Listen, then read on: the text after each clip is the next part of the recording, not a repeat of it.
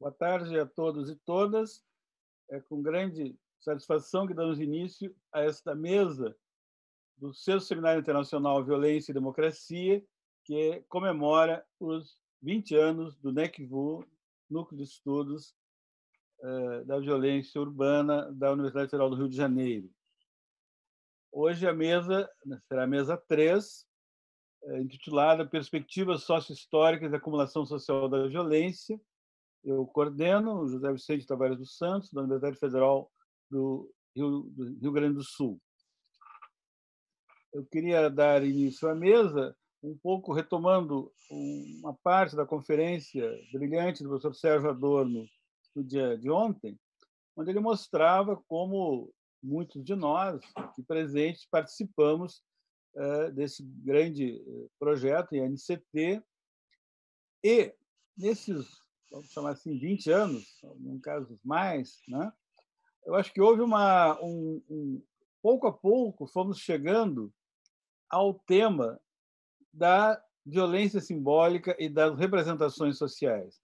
Por isso que essa mesa se chama Acumulação Social da Violência, envolvendo, como veremos nos nossos expositores, dimensões econômicas, dimensões sociais, políticas e simbólicas. É por isso que a nossa debatedora será a professora Maria Estela Grossi Porto, que foi pioneira em introduzir esse tema, junto com outras pessoas, sobre as representações sociais da violência. Eu queria só fazer uma homenagem ao professor Missi, de algo que ele esconde um pouco, que ele é um grande conhecedor do cinema noir, né? Às vezes que eu tive a honra de ser convidado à sua casa, via lá talvez mais de 1.500 filmes de todo um grande período do cinema mundial, e que foi corporificado na literatura através do chamado roman noir desde os anos 30 nos Estados Unidos, depois França e pelo mundo. O professor Missi, nossas conversas pós-sociológicas, geralmente num bairro muito intelectual chamado Lapa, no Rio de Janeiro, chegamos a essas conversas, esses temas, e ele nos brindou, numa revista Sociologias, que eu organizei há uns 10 anos atrás, um texto sobre o Raymond Chandler e outros autores de romance policiais norte-americanos. Eu sei que ele está para lançar um livro sobre isso também. Ele me permitiu fazer uma propaganda, já que não tem como fazer. Esse livro foi lançado, está sendo lançado, chama Romance da Violência, Metamorfose do Romance Policial, Sociologia das Metamorfoses do Romance Policial, meu último projeto. Eu levei uns 8 anos preparando esse livro, e para fazê-lo contei muito com conversas de vários amigos, que muitos me deram generosamente referências, livros mesmo, né? E eu acho que faz parte hoje dessa sociologia da violência no Brasil essas dimensões da violência simbólica. Inclusive, várias pessoas participam disso. Até mesmo, por exemplo, você tem o jornalismo literário, chamado New Journalism, que em espanhol se chama periodismo narrativo, que tem pelo menos mais de 20 autores na América Latina nos últimos 30 anos, né? O último livro é de uma jornalista chamada Ana, que chama-se Abuso da Cultura do Estupro no Brasil, foi recém-lançado. Então, eu acho que compreender as diversas dimensões da violência social implica também tentar, isso obviamente que é um trabalho coletivo, alguns vão tomar um ponto, outros vão tomar outro, né? Mas tomar como se articulam na sociedade essas dimensões sociais, econômicas, políticas, criminológicas e simbólicas da violência. Então, por isso, vários pontos dessa temática serão abordados nessa mesa. Essa mesa temos, eu gostaria de apresentar brevemente os autores, e depois vão completar suas apresentações. Em primeiro lugar, o professor Alexandre Werneck, da Universidade Federal do Rio de Janeiro, do NECVU, pelo Vittorio Taloni, também do NECVU, da Universidade Federal do Rio de Janeiro, pelo professor Salvador Maldonado, do Colégio de Michoacán, de México, muitas graças por estar aqui, pelo grande amigo Luiz Geraldo Gabaldon, da Universidade Central de Venezuela, um prazer tê-lo conosco, e pela professora Maria Estela Grossi Porto, que vai nos oferecer os seus comentários a partir desta mesa. Então, de imediato, eu passo a palavra ao professor Alexandre Werneck. Muito obrigado por aqui estar.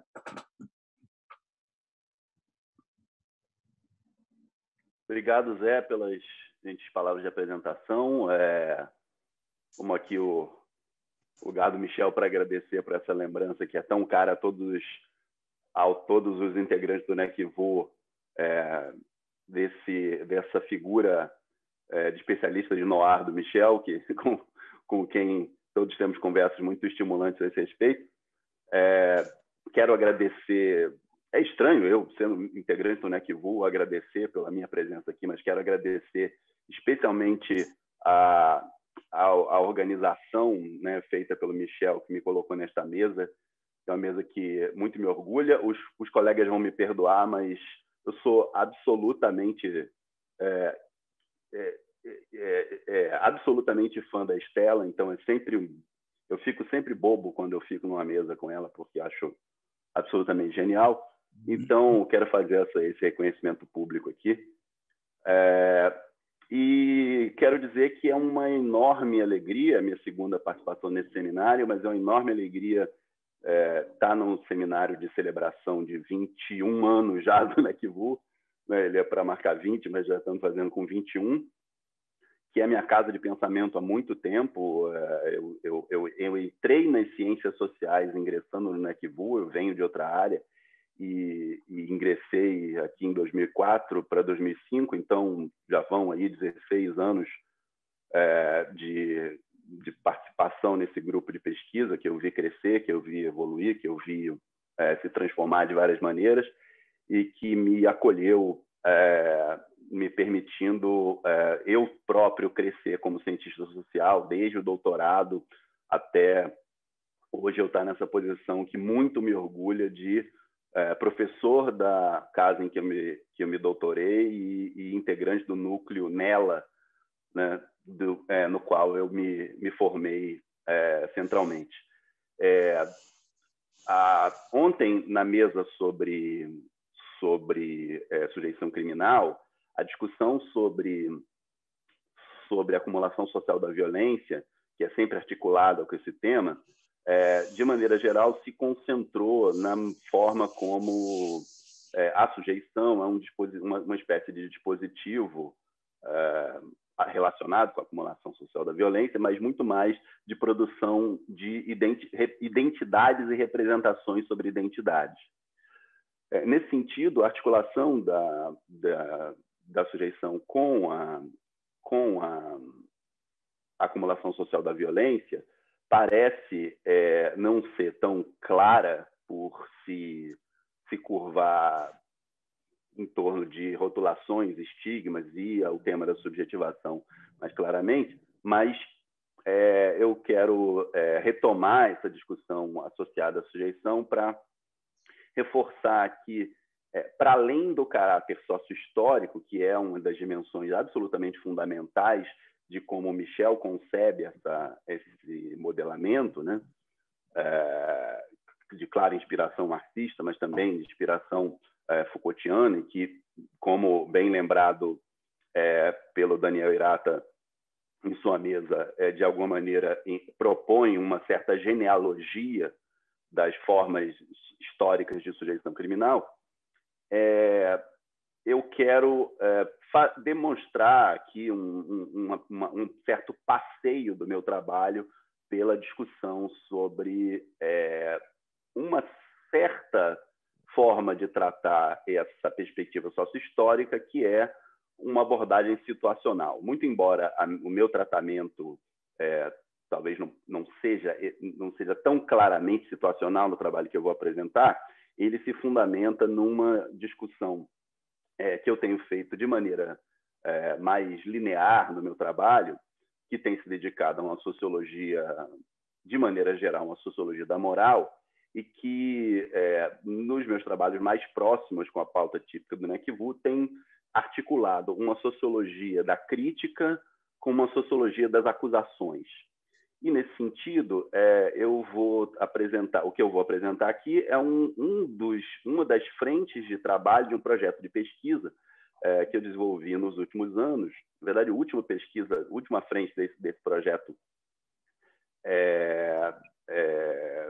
que está sendo encerrada agora, com publicação de texto, etc., e que pretendeu entender, um projeto esse que pretendeu entender as relações entre crítica e jocosidade, entre crítica e linguagem bem-humorada, criativa, jocosa, etc., em várias dimensões. A pesquisa trabalhou em várias frentes, e esta frente é que eu vou me dedicar aqui, foi uma frente dedicada a entender a maneira como críticas feitas jocosamente nas chamadas de capa de um jornal popular aqui do Rio de Janeiro, muito conhecido, e conhecido até em outras cidades do Brasil, por conta dele ter tido a sua notoriedade ampliada por filmes e reportagens, que é o jornal Meia Hora, como essas críticas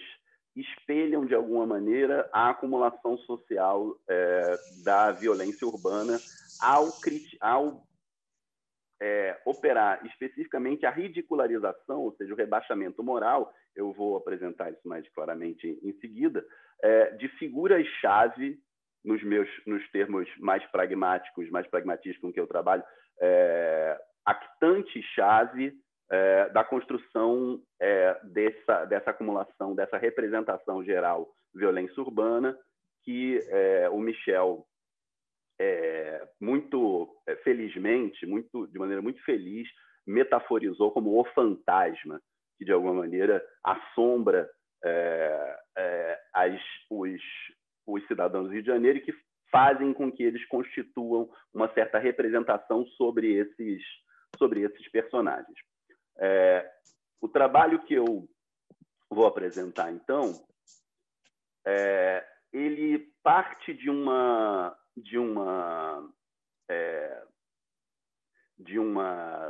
pesquisa que observou as capas do Meia Hora, desse jornal popular, no período que a gente considerou adequado para cobrir uma certa rotinização produzida pela presença das UPPs. Então, a gente acompanhou as capas do Meia Hora de 2011 a 2017, do começo de 2011 até o mês de 2017, perfazendo um período aí de alguns anos e de 2.403 capas de jornal, para as quais a gente promoveu uma análise semiótica detalhada para tentar observar como as chamadas de capa, como as capas expressavam críticas jocosas a esses personagens da violência urbana. Então, o meu argumento, para ser apresentado, primeiro eu queria apresentar uma capa típica do Meia Hora, que é uma capa típica de jornal popular, com elementos clássicos de jornal popular, cores muito expressivas, imagens gráficas, fontes gritantes, texto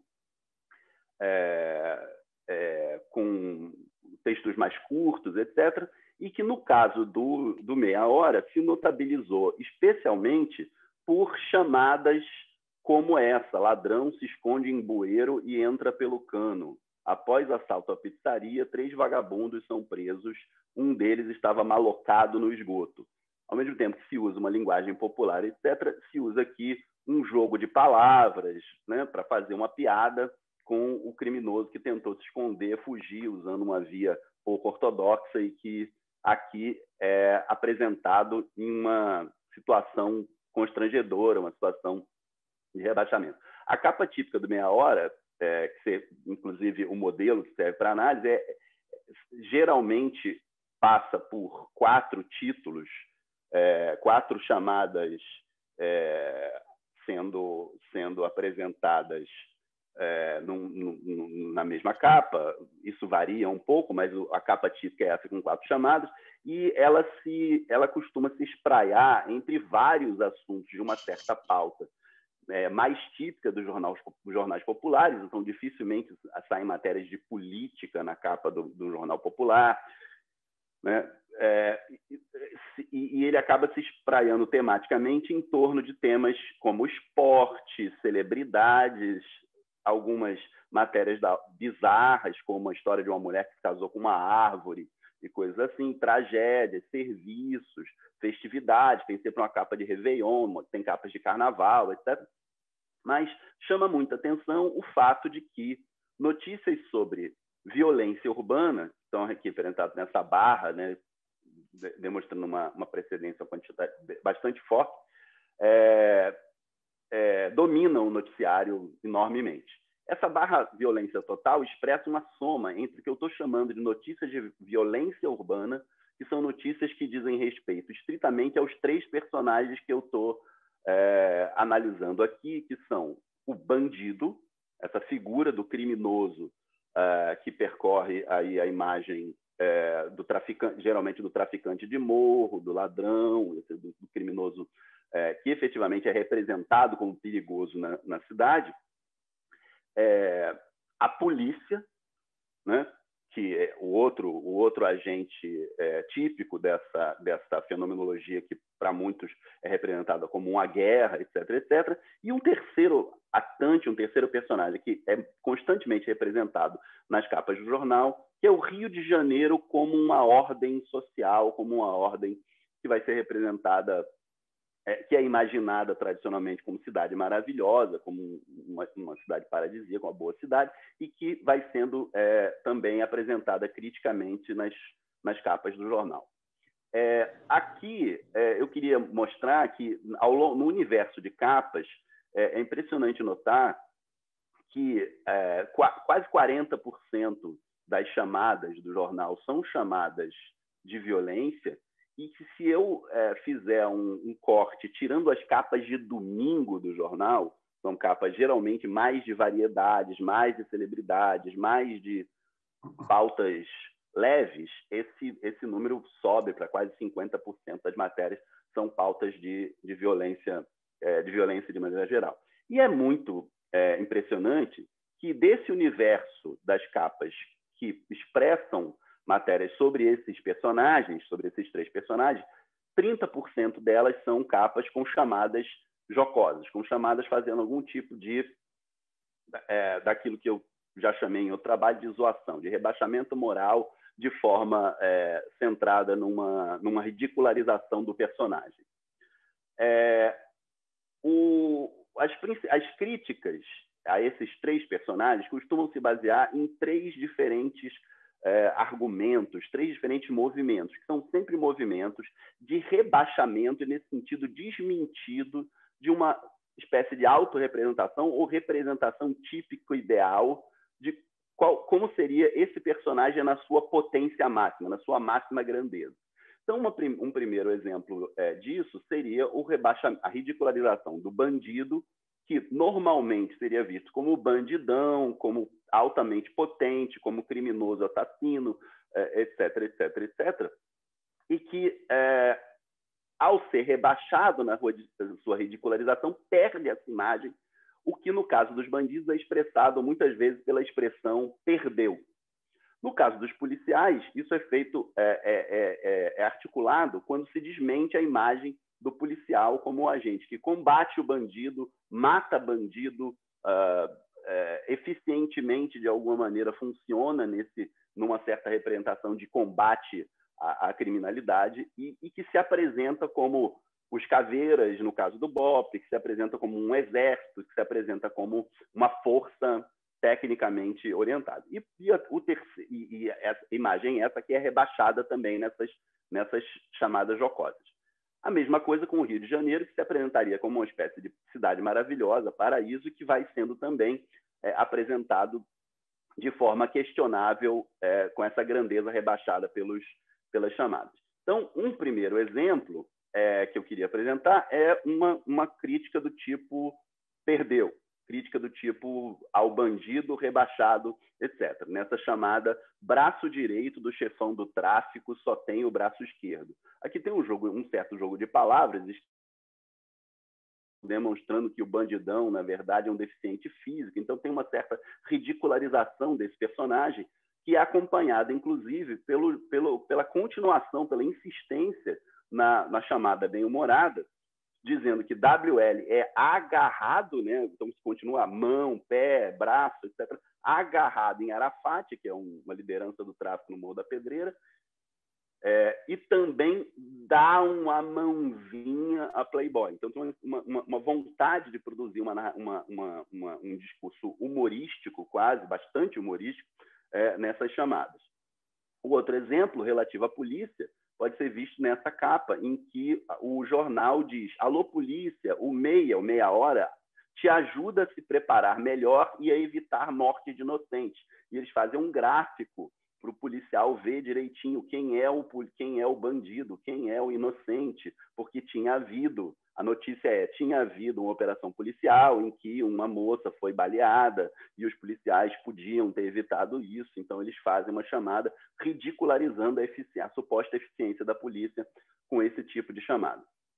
E o terceiro exemplo é o dessa capa aqui, em que ele se aproveita de uma estética típica que estava circulando no Brasil, naquele momento, no mundo, na verdade, uma moda de livros para colorir para adultos.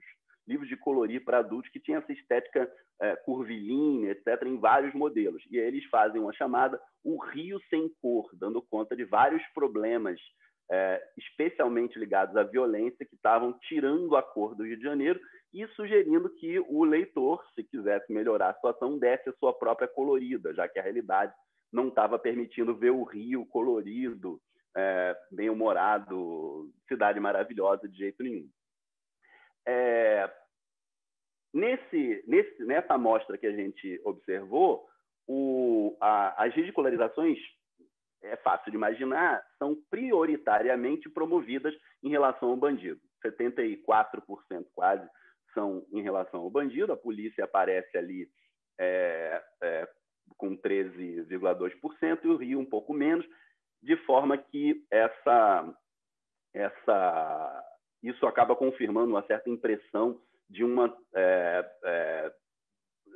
estabelecimento de lados em que é muito mais típico ridicularizar os bandidos do que ridicularizar a polícia na sua ação.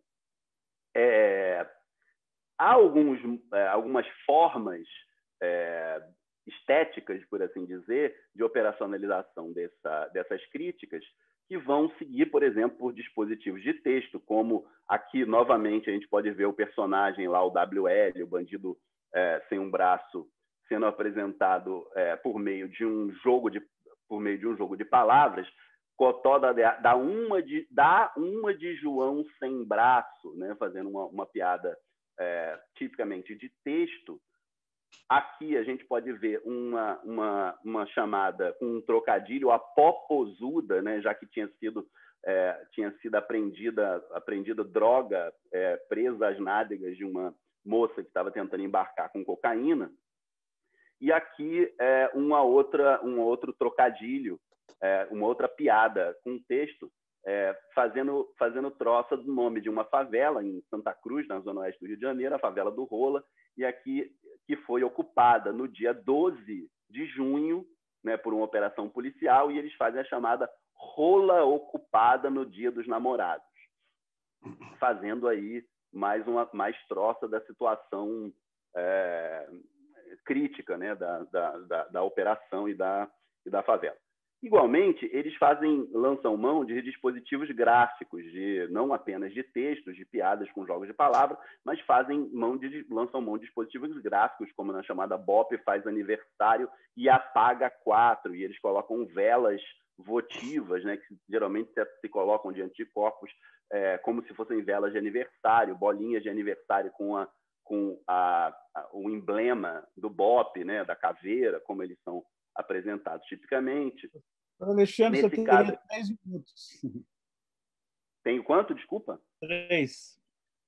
Pela minha contagem, eu dava 5, mas Então, eu vou terminar essa parte dos dispositivos gráficos aqui para avançar para um ponto que acho mais relevante aqui, que são as formas de metáfora utilizada para ridicularização e que vão ter a ver com a sujeição criminal dos bandidos e com uma certa representação sobre a polícia e sobre o Rio de Janeiro, em que se utilizam especialmente metáforas sexuais, construções de personagens, né, como apelidos, etc., etc., a alteração das naturezas dos personagens e metáforas religiosas.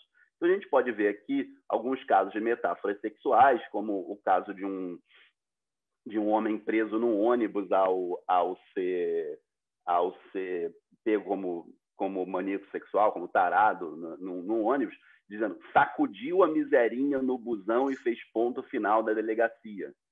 Outro ridicularizando a polícia: cavalo taradão confunde PM com eguinha pocotó. E esse caso que acho bastante emblemático, em que é feito um trocadilho, a poriguete da Rocinha. Esses casos aqui, chamando atenção para a polícia, para um criminoso e para uma criminosa, são interessantes, inclusive, para ver um certo viés de gênero, né, quando as metáforas sexuais são aplicadas. Porque aqui o rebaixamento moral, em geral, é feito ou demonstrando um rebaixamento de potência, dizendo o cara tinha, em vez de um pênis poderoso, ele tinha uma miserinha, ou com uma sugestão de homossexualidade ou um rebaixamento de virilidade do homem. E no caso das mulheres, o tipo de zoação, o tipo de rebaixamento feito pela ridicularização, em geral, é na associação de um comportamento associado a essa ideia de piriguete, um comportamento mais libidinoso, mais sexualmente ativo e que, ao mesmo tempo, é apresentado na zoação por um certo rebaixamento estético também, porque, ao mesmo tempo que se apresenta uma foto tirada do Instagram, da rede social da própria mulher, em que ela estaria bonita, tá, sexualmente atraente, etc., ela aparece presa, rebaixada, com uma certa marca de agressão aqui, embarangada, como costumam dizer, inclusive nas páginas do próprio jornal. Nas metáforas em que natureza, religião, festas e esporte aparecem, dá para chamar atenção para a capa como CV dá descarga em cagão e toca o terror na chatuba. Cagão é o apelido de um traficante, então ele dá descarga, ele é convertido metonimicamente em uma espécie de imagem de fezes, né, de esgoto, etc. Ladrão, demônio, são muitas metáforas de caráter religioso, e esse aqui um trocadilho simples, usando esportes: a Coca do mundo é nossa, sugerindo que na época da Copa do Mundo vai ter muita cocaína, o tráfico vai estar muito ativo. Eu vou saltar a matriz, que a gente pode elaborar melhor depois nas perguntas ou nos comentários, para apresentar a última fase da pesquisa, que se deparou com as chamadas de 2017, porque na fase final desse levantamento, as chamadas mais jocosas sobre o Rio de Janeiro foram se multiplicando, foram se intensificando e foram perdendo um pouco o tom jocoso. O meu argumento a esse respeito tem a ver com o fato de que houve uma espécie de mudança entre um momento rotinizado em que foi possível estabelecer uma pauta semiótica, uma pauta simbólica, que permitiu um discurso constante de ridicularização, tanto de bandidos quanto de policiais, nessa ordem que eu apresentei, e do Rio de Janeiro, nessa ordem que eu apresentei, mas que foi, ao longo de 2017, no que foi caracterizado como uma crise de segurança pública, que levou até a intervenção militar na cidade, foram se multiplicando capas que eram sínteses do Rio de Janeiro como uma grande distopia, como uma situação absolutamente nihilista. Então, chamadas como o PP, melhor esquecer, a parada é correr para a UPA, ou seja, da unidade de polícia pacificadora para a unidade de pronto atendimento, UPP, UPA. Ou tiro de janeiro, em vez de Rio de Janeiro, tiroteio come solto em 6 favelas com o PP. E as capas mais típicas desse momento vão sendo menos jocosas e mais simbólicas nesse sentido. Inferno, desgraça, o Rio de Janeiro não aguenta mais, etc, etc, etc. O que levou à última capa da pesquisa, que a gente adotou como um marco de encerramento, que foi a capa do começo da intervenção militar em 29/7 de 2017. Uma capa que tem uma tentativa de fazer graça, mas que ainda assim adota um tom muito mais sério, muito mais forte. O que eu quis apresentar nessa discussão é como, de alguma maneira, a acumulação social da violência pode ser observada nas situações em que se apresentavam rebaixamentos morais, rebaixamentos por meio da ridicularização desses personagens circulantes típicos, o que permite, pela negativa, né, pela inversão promovida pelo rebaixamento, a compreensão do comportamento típico desses personagens, da representação típica desses personagens padronizados, imiscuídos com a própria representação social violência urbana do Rio de Janeiro. Bom, vou encerrar por aqui a apresentação, avancei um pouquinho no tempo, peço desculpas por isso, queria agradecer aos colegas e a gente conversa um pouco mais diante das perguntas e das provocações da Estela. Obrigado, gente. Muito agradecido, professor Alexandre. Então, passaria agora a palavra ao professor Vitório Taloni, que é também do NECVU da Universidade Federal do Rio de Janeiro. Obrigado, Zé. Bom, pessoal, boa tarde para todos, para todas. Em primeiro lugar, eu queria dizer que é um prazer imenso estar aqui participando especificamente dessa mesa e também, de modo geral, da comemoração dessas 2 décadas de NECVU, que foi onde eu comecei a minha vida como pesquisador, ainda no âmbito da iniciação científica, né, na graduação, no final de 2011, início de 2012, em uma pesquisa com o professor Alexandre Werneck sobre a CPI das milícias. E, bom, sempre o Alexandre me acompanhou minha trajetória inteira até hoje, e sempre foi essencial essa troca, né? Quer dizer, no meu caso foi mais um recebimento que uma troca de contribuições com o Michel, com Joana Vargas, com o Alexandre, com todos os outros colegas em minhas pesquisas. Enfim, eu fico muito feliz de estar quase 10 anos depois ainda estar aqui com tantos colegas e ainda colaborando, conduzindo pesquisas nessa área. E se tratando de NECVU, queria deixar um viva para a Elo, um abraço para a nossa querida Heloísa. Bom, pensei em trazer aqui um pouco daquilo que atravessou as minhas reflexões, e talvez pensando um pouco retrospectivamente, nas pesquisas que eu conduzi no mestrado e no doutorado, que seriam, então, os efeitos dos diferentes e variados signos que compõem aquilo chamado, né, de violência urbana, não só no dia a dia das pessoas que se deslocam pela cidade ou que vivenciaram graves situações de violência ao longo de suas vidas, mas suas consequências nos âmbitos mais íntimos da vida dessas pessoas, né, dos meus interlocutores, no caso, isso é, em suas visões de mundo, em suas formas de interpretarem a si mesmos, e como se apresentam aos outros na cidade, suas emoções e tonalidades afetivas, que como o Diego Corrêa e eu também, né, estamos chamando as sensações, os humores e as variações desses. E os efeitos em como tais pessoas adotam, então, certas formas de agir, né, em seu, digamos, aparato cognitivo, afetivo, para conviver com a violência no Rio de Janeiro. Então, eu analisei desde a preocupação em ser assaltado quando se está indo a trabalhar, até os efeitos de violações mais graves, né, de se tornar cadeirante após ser alvejado por uma bala perdida, né, causando uma reformulação mais grave da vida. Então, eu pude observar como diferentes pessoas tiveram suas vidas afetadas nos âmbitos mais íntimos pela acumulação social da violência e por suas percepções dessas violências aqui no ambiente carioca. Eu vou falar um pouco desses elementos a partir de duas partes dos meus diferentes trabalhos de campo.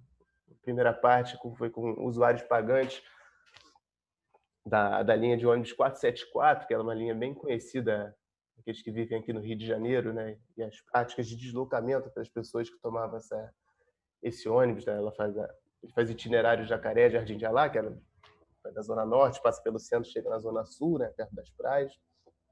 E a segunda parte eu vou me centrar um pouco mais na narrativa, nas narrativas de um policial, de um PM que faz trabalho interno em um batalhão da Polícia Militar e que optou por se afastar dos serviços na rua por não dar conta mais de sustentar o equilíbrio dele cognitivo e afetivo demandado pelas atividades fins da corporação.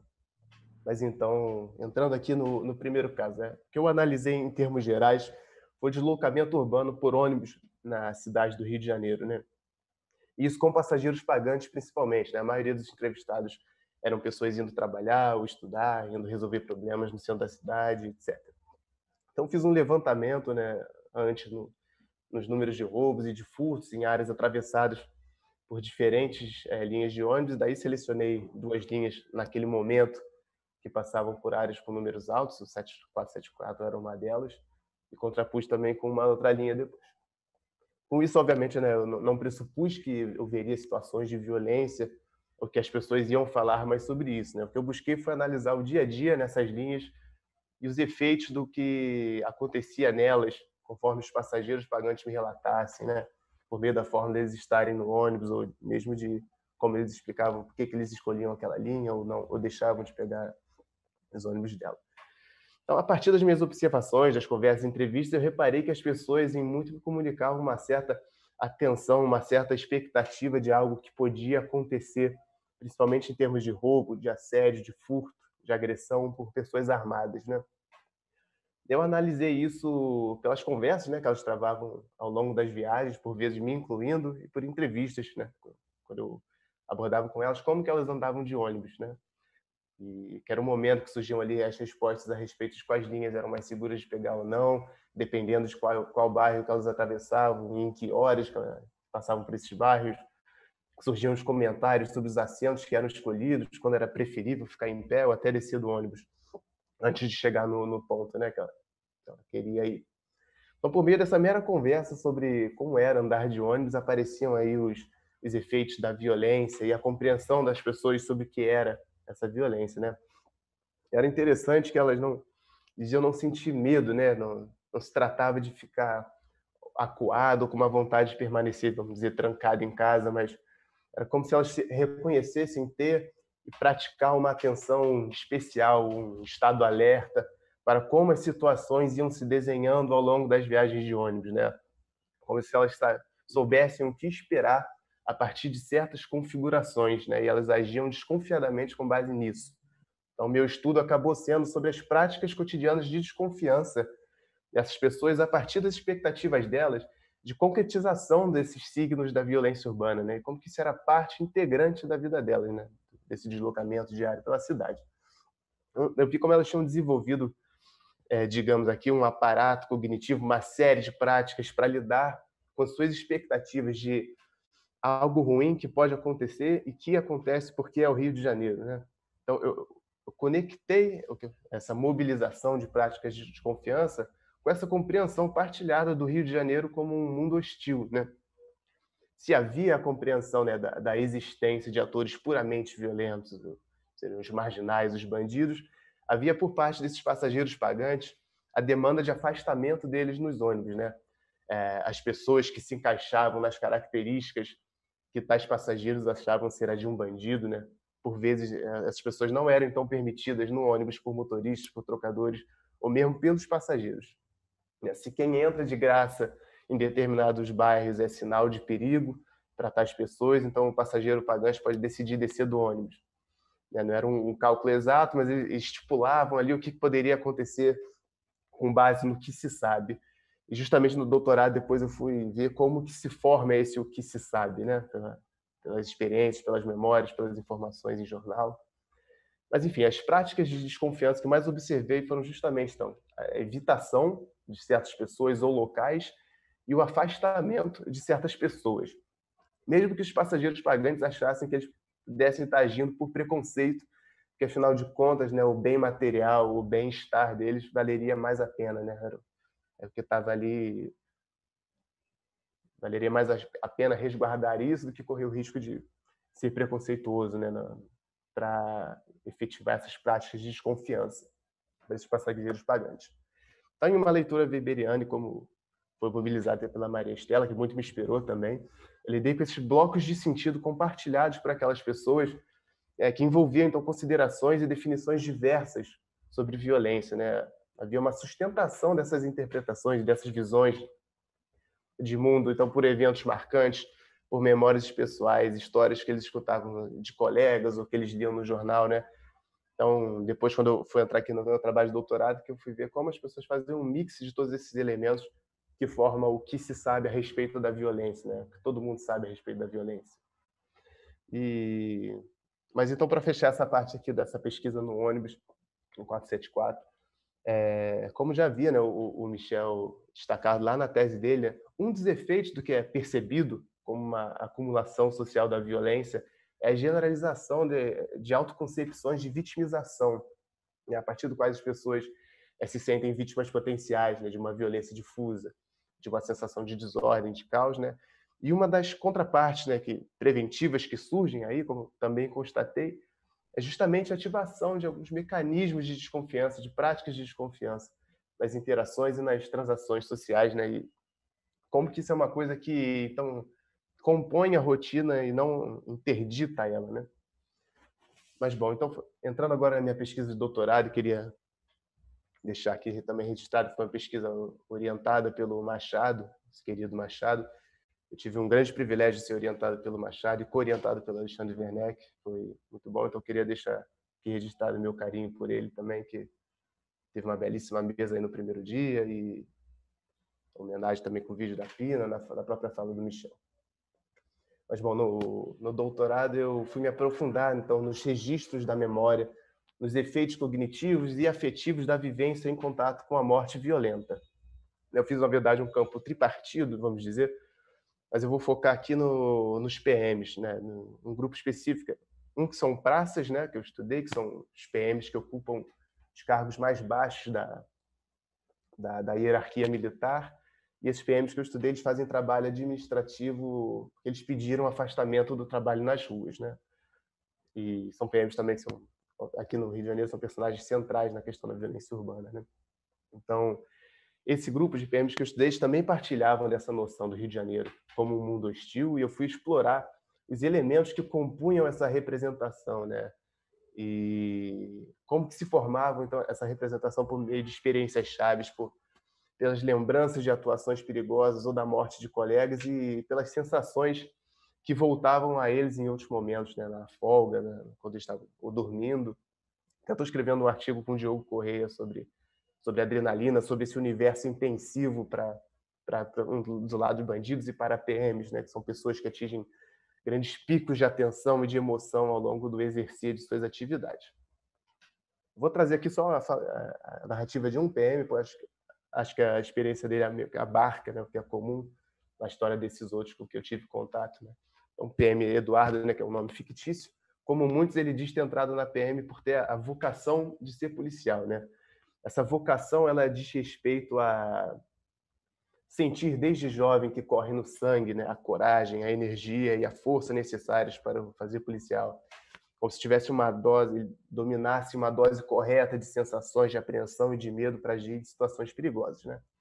O que a gente vê nesse grupo é que essa ideia é logo colocada em xeque por duas coisas principais para mim, que por um lado é devido as relações dentro da própria corporação, né? Por exemplo, o Eduardo, ele relatou passar por situações de troca de tiro e de perder um colega e ser recebido com desdém ou desconfiança por parte dos oficiais e em seguida já ser alocado para trabalhar em outro local, né? Sem ter assimilado ainda a situação de perigo antes vivenciada. Então, isso, na verdade, já está muito bem mapeado, né, por uma série de autores e autoras. Existe esse ranço, né, em relação aos oficiais, que tomou forma no meu estudo devido a um entendimento de que os efeitos da violência não são levados a sério, né, pelos superiores. E, por outro lado, também foi rompida a ideia de que é possível controlar os afetos e as emoções adequadamente ou perenemente, né? Isso, no caso do Eduardo, por exemplo, toma forma na taquicardia na hora que ele coloca a farda. no forte suadouro, né, de nervoso, ter que se deslocar pela cidade, mesmo que ele esteja de folga, nas reações agressivas, na brutalização, né, nos pesadelos. E muitos começam a entender que eles estão levando uma vida 100% perigosa, né, toda hora, que pode custar a vida deles a qualquer momento. 5 minutinhos, tá bem. E isso, então, porque devido às trocas de tiro, à perda de colegas, as informações de perigo circulam toda hora na própria corporação, nas redes de WhatsApp deles, né? Então foi assim que o Eduardo ele passou por iniciativa própria o trabalho administrativo, né? Porque isso também pode acontecer por iniciativa dos poucos psicólogos que tem lá dentro ou dos próprios oficiais. Então, esse registro de situações, dos signos da violência, né, por eles vivenciados, praticados, desarranja os esquemas de interpretação que eles tinham deles mesmos, né, traduzem, no final das contas, numa desorientação dos sentidos, né, uma frequência de sobressaltos afetivos. Alguns deles, eu estudei, eles viram o apto C, né, que é, por exemplo, que é uma categoria técnica da polícia que diz respeito àqueles que não têm mais permissão para portar armas, né? E lá dentro da própria PM eles entendem que os aptos C são aqueles que ficaram malucos, os que deu ruim, que não conseguiu sustentar, né, o ser policial. Então, nesses dois campos, eu também tive, tanto no ônibus com os policiais, eu tive contato com descrições ou crenças a respeito dessa alteridade hiperviolenta, né? E como o Werneck e eu escrevendo, independentemente de existir ou não, por exemplo, o portador da sociabilidade violenta, como escreveu o Machado, que foi discutida muito bem ontem na segunda mesa, essa figura ela é real, ela é efetiva na mente de muitas pessoas, e efetiva porque gera efeitos na vida delas, né? Não existe essa noção, né, da sociabilidade hiperviolenta que existe na sociedade, que muito compõe essa ideia do Rio de Janeiro como um mundo hostil, que eu até chamei de distopia realizada, dialogando com a utopia realizada do Boltanski. Mas, bom, então essa sociabilidade violenta ela é presente na cabeça dos PMs, presente na cabeça desses passageiros de ônibus como uma forte representação social, né? Como um elemento central desses blocos de sentido partilhados sobre a violência urbana. Mas o que isso quer dizer para essas pessoas, né? Como que isso afeta, então, como prosseguem as rotinas, como elas se compreendem? Ok, obrigado, Zé. Então, no caso dos estudos de ônibus, eu fui estudar isso por meio das práticas de deslocamento, das práticas de desconfiança, pelas expectativas correntes de dano ao bem-estar e ao bem material, e com os PMs internos, né, eu vi um rompimento com as percepções que eles tinham deles mesmos no início da carreira, não mais controlando certas variações intensivas de seus corpos, né, e sentindo um receio exacerbado assim, porque eles colocam, né, que o medo teria o seu papel positivo se for dosado, porque significaria cuidado, autoproteção. Mas quando se descalibra esse medo, e esses PMs que eu entrevistei, eles afirmam que é impossível não se descalibrar isso, mesmo para aqueles que dizem que conseguem sustentar, isso vira um problema, porque afeta a atuação nas ruas, significa desatenção e logo mais perigo. Então, seguindo aqui para acabar, todos esses elementos, né, da experiência de roubo, de furto, uma troca de tiro vivenciada, a lembrança da morte de um colega, os números de sequestro, as histórias, né, de morte violenta de PMs, suicídios de PMs que rolam nos grupos de WhatsApp que eles têm, o ferimento por bala perdida de um conhecido, as reportagens sobre tráfico de drogas, reportagens sobre os pivetes na Central do Brasil que roubam cordão de pessoas no ônibus, enfim, entre outros elementos típicos como violência, eles vão se acumulando na mente dessas pessoas também. Eles causam efeitos em suas práticas, em suas tonalidades afetivas, em como as pessoas vão se portar nas mais diversas situações, né? E essa acumulação de que eu estou falando aqui a nível pessoal, corporal, mental, é como essa acumulação social, né, descrita, da violência, descrita pelo Michel, se dá como se alguns fatores, então, se alimentassem reciprocamente, né? Como essa causação circular acumulativa de que ele fala. Tais elementos, né, registrados então na mente, eles assombram as pessoas para dialogar aí também com o fantasma da violência, tem esse assombro. Então, para finalizar mesmo agora, como eu falei antes, me foi muito importante então dialogar com a ideia de representação como bloco de sentido compartilhado também, dos elementos presentes na mente das pessoas, dando significação, dando tangibilidade às suas vivências, porque isso me permitiu observar como as pessoas tinham uma concepção do Rio de Janeiro, como o pior dos lugares possíveis, assim, em termos de violência, no sentido de que a qualquer momento pode acontecer um roubo, um homicídio, uma agressão, daí é a distopia realizada, mas também como que a vivência nesse Rio de Janeiro de distopia não significa a interdição da vida cotidiana, mas sim a sua continuidade por meio de uma gestão específica das próprias ações, né, das emoções, dos afetos, por meio de uma reflexão sobre a demonstração dessas emoções, por exemplo, para não deixar ninguém captar seu medo, né? Que os bandidos teriam um faro para captar isso, né? O Diogo fala disso no artigo dele no último número da Dilemas. Isso se traduz, então, no final das contas, em um estado alerta nos mais diversos ambientes e, finalmente, traduz também em desconfiança. Desculpa se eu passei um pouquinho do tempo e devolvo a palavra para o Zé Vicente. Obrigado, gente.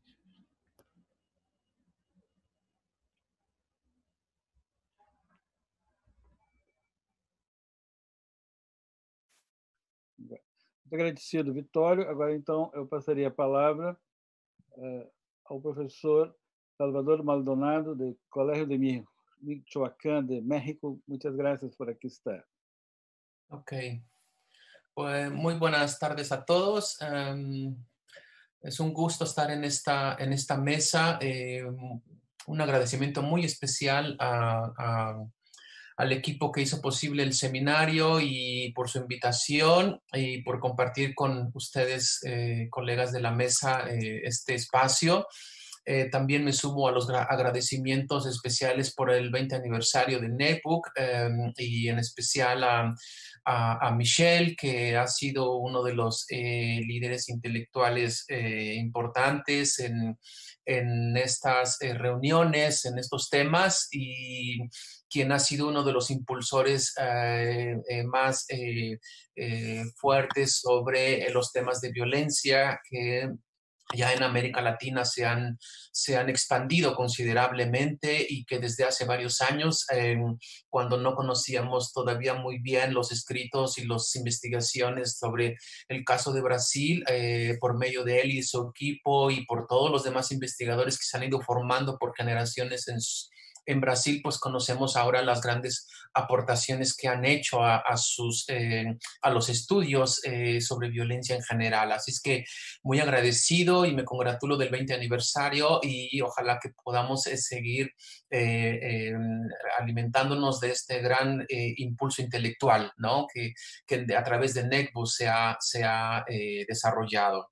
Bien, yo quiero hablar sobre el tema de México a través de dos conceptos, bueno, en particular un concepto que Michelle ha propuesto entre sus múltiples aportaciones, el concepto de acumulación social de la violencia. Quiero adaptarlo a una serie de reflexiones que yo he hecho sobre el caso de México y mi intervención estará en tres tiempos. La primera parte quiero utilizar una discusión muy general sobre el concepto de acumulación social de la violencia en una perspectiva histórica.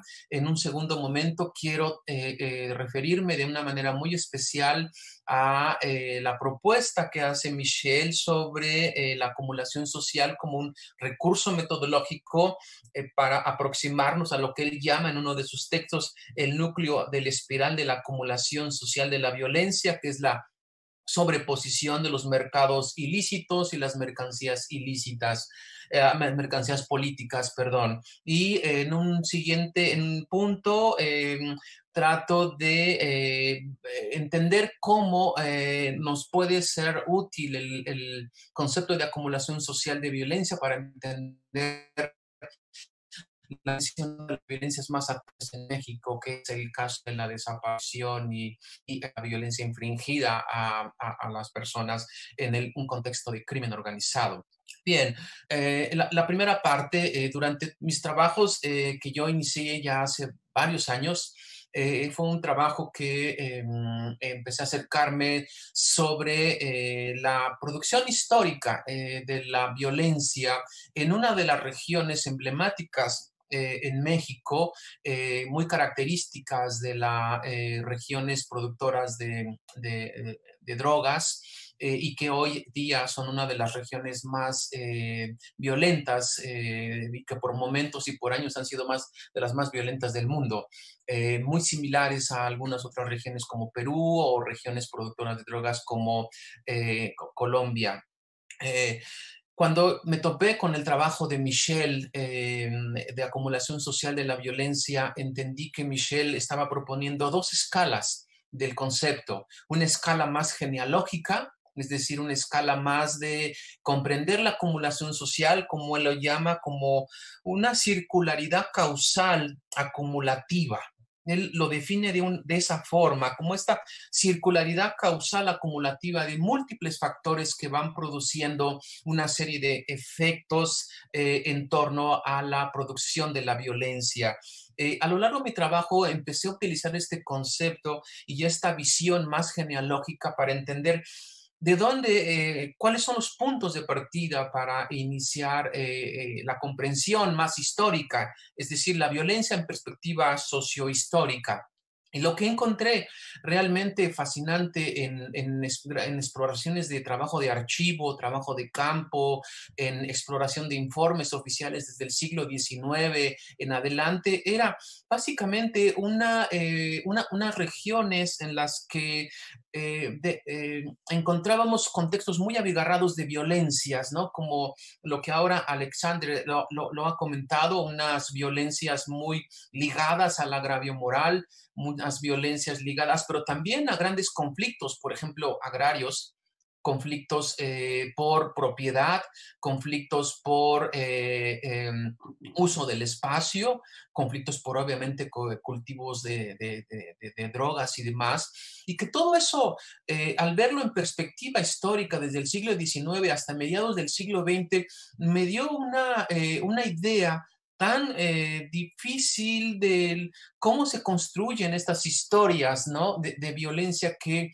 de los 50 a los 60 en adelante empezó a cobrar nuevos dinamismos.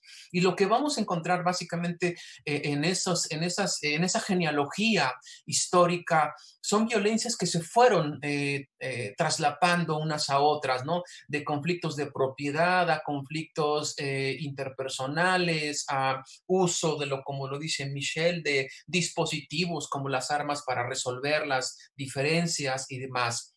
Y de esa forma empezamos a comprender cómo estas violencias fueron transformándose paulatinamente hasta producir nuevos tipos de patrones históricos, como lo fue, por ejemplo, la expansión de los mercados ilícitos de drogas de los 70s, años 80s, cuando se da el boom de los mercados de drogas nacionales e internacionales.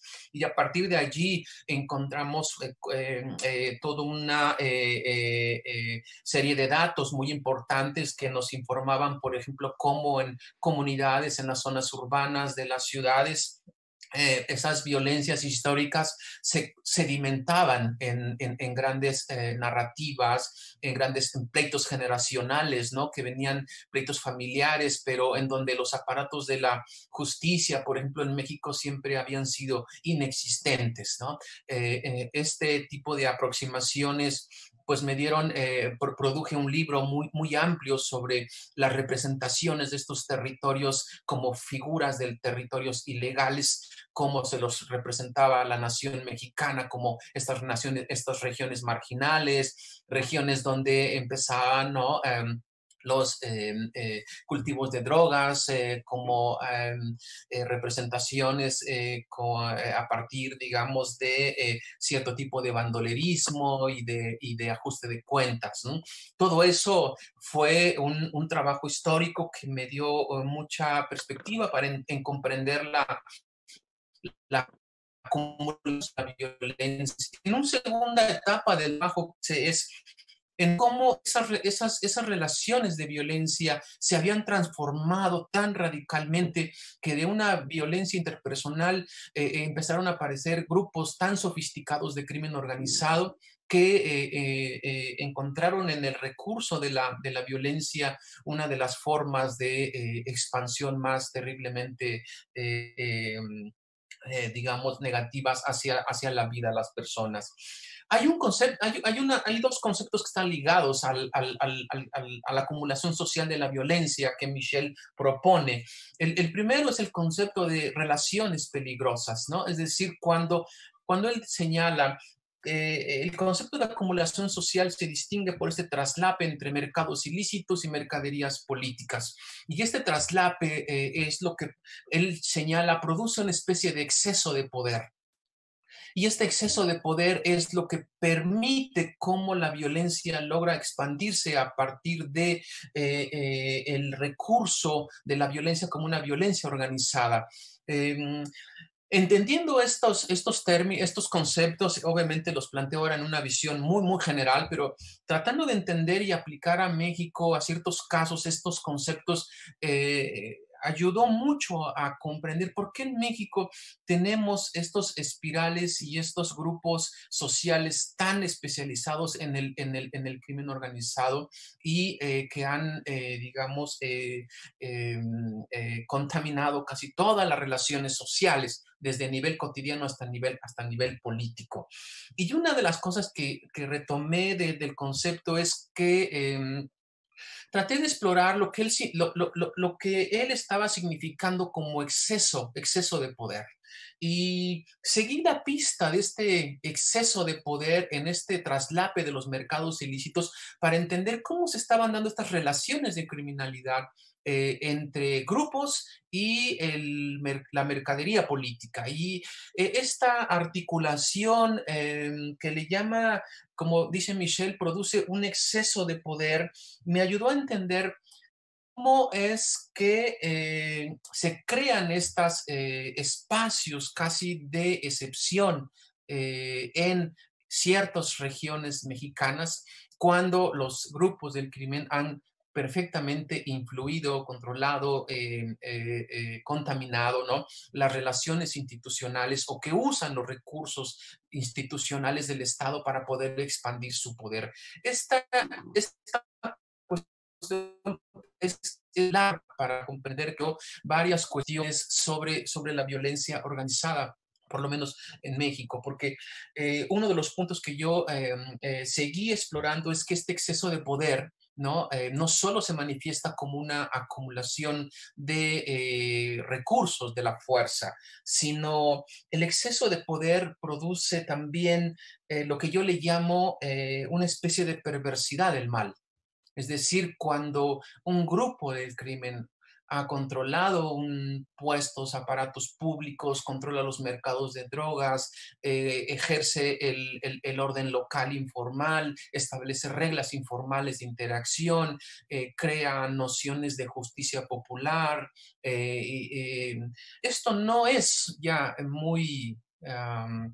muy común en otras experiencias latinoamericanas. Lo que nos está hablando es la instauración de regímenes político-criminales sumamente sofisticados que se han entrelazado y se han estructurado alrededor de esta articulación de los mercados ilícitos y las mercaderías políticas, ¿no? Lo que yo llamo esta articulación es a un nivel muy, muy jerárquico, es precisamente la capacidad que tienen estos grupos para ejercer la violencia como una especie de perversidad del mal. En clara alusión a Arendt, utilizo el concepto de banalidad del mal para entender que esa banalidad del mal no proviene de esta visión moral de los grupos del crimen como infringir justicia, infringir violencia, solo por detentar armas, detentar el poder, sino esta banalidad del mal viene por la capacidad de corrupción, de corrupción de las instituciones, en donde no tienen contrapesos, no hay contrapesos para poder decirle a un grupo que puede no ejercer ese tipo de violencias. Eso es lo que yo le llamo la perversidad del mal. Y esa perversidad del mal obviamente es una perversidad que se reproduce tanto como los grupos del sicariato, los grupos locales, ¿no? Pueden controlar colonias en forma de neofeudalidad en que hacen una relación, instauran un tipo de orden social local completamente ajeno al ideal del Estado. Esta forma en la que utilizo el concepto de perversidad del mal como la figura arquetípica de un régimen político, criminal, sumamente jerarquizado, protegido, nos ha enseñado a entender, y es la última parte que quiero señalar, cómo a través de este tipo de interpretaciones se puede entender la expansión tan lamentable del problema de la desaparición en México de personas. ¿Sí? El problema de extorsiones y de secuestros, ¿no?, que se han expandido considerablemente desde ya hace bastantes años. Y estas consideraciones sobre, por ejemplo, sobre el tema de la desaparición, nos han hecho ver que el tema de la desaparición no solo tiene que ver con un problema de representación social que la ley y las autoridades se hacen en relación a personas que se representan como bandidos, dando el término, digamos, del coloquial, ¿no?, que utilizan en Brasil para referirse a estas personas que en algo andaban metidas, ¿no?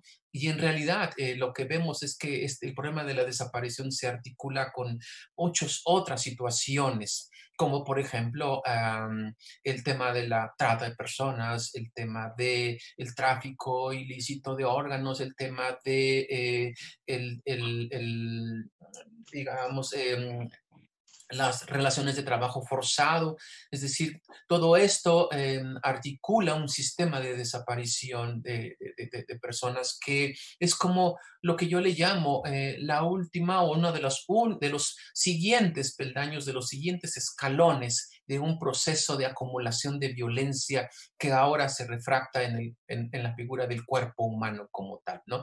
Y en respuesta a esto, ¿no?, cientos de colectivos de familiares de víctimas buscan a sus familiares en un contexto de completa orfandad institucional, ¿sí?, en un contexto de completa falta de apoyo social, en una construcción discursiva, moral de la desaparición, como si en algo andaban metidos, ¿no? Y esta orfandad institucional, civil, que nosotros podemos ver continuamente en México, sigue siendo uno de los problemas centrales, ¿sí?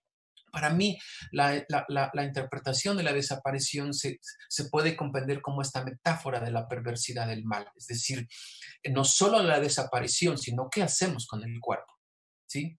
Y el no encontrar el cuerpo, el casi desintegrar el cuerpo humano es precisamente el motivo no solo de no reconocer derechos sociales, incluso de las personas desaparecidas, sino el no reconocer la existencia o la no existencia de personas en un mundo social, ni siquiera en el mundo de los muertos. Y esto para mí es uno de los temas de investigación que me han estado llamando la atención mucho sobre la manera en cómo representamos ahora la figura de la muerte y la figura del cuerpo en un contexto de perversidad del mal, ¿sí?, en un contexto donde hemos perdido todo referente sobre qué significa para algunos el cuerpo, qué significa la noción de muerte, qué significa la noción de derechos, ¿no? Esta investigación ha terminado ya para mí con algunos artículos que he preparado y que me han llevado a un camino de reflexión sobre concepto de acumulación social de la violencia como este engranaje, ¿no?, que inicia con estos factores multicausales de presentación de violencia terminan en un concepto utilizado de una manera todavía bastante, digamos, inacabada como un concepto de perversidad del mal, utilizando la noción de banalidad del mal de Arendt, ¿no? Entonces, eso es lo que he aprendido, no solo de Michel, de muchos otros colegas brasileños y de la literatura latinoamericana para entender varias de los procesos subnacionales en México que me han permitido hacer este tipo de aproximaciones. Bueno, termino con un agradecimiento muy especial al seminario, al núcleo de estudios y a mis colegas de la mesa y a todos los demás que están en el público y que pues continuamos con esas reflexiones. Gracias. Muchas gracias, profesor. Ahora quisiera pasar la palabra a Luis Geraldo Gabaldón, de la Universidad Central de Venezuela.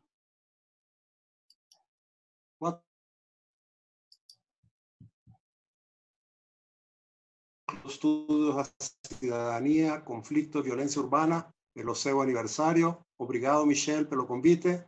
José Vicente, a minha filiação é a Universidade Andrés Bello, né? Ok. Nesta intervenção, tentarei propor algumas ideias para compreender o que poderia ser considerado uma promiscuidade entre a violência pública e a privada. Atualmente, assume-se como desejável a limitação da coação ao âmbito público, estatal, escrutável, regulado, se possível, transparente, ou pelo menos sujeito a alguma forma de prestação de contas. Me seguem? Me siguen? Oi? Ok. As formas de violência privada, em especial as de elevada intensidade, sugerem grave déficit de governabilidade. No entanto, resultam amplamente anunciadas, patrocinadas por interesses partidários e, em alguns casos, até mesmo governamentais. Isso indica que a violência privada não foi desterrada, não é uniformemente censurada e não sempre funcionam os mecanismos estatais de contenção. Os representantes do Estado também podem exercer a coação de maneira não protocolar, como quando a polícia responde a agravos com castigos diretos que contêm privações não regulamentadas, sem acatar instrutivos nas interações com quem entram em conflito, adotando decisões que levam mais em consideração os antecedentes dos oponentes que o comportamento situacional, às vezes até com a ajuda de particulares. Na Venezuela, nas recentes manifestações públicas, iniciativas de grupos simpatizantes somaram-se às medidas de coação propriamente governamentais. Também aqueles que se sentem ofendidos pelos agentes do Estado podem responder de maneira informal e altamente coativa a esses agravos. Uma hipótese recente na Venezuela sugere que se cria círculo vicioso no qual se dilui a eficácia simbólica da coação e se incrementa a rebeldia e a resistência da população.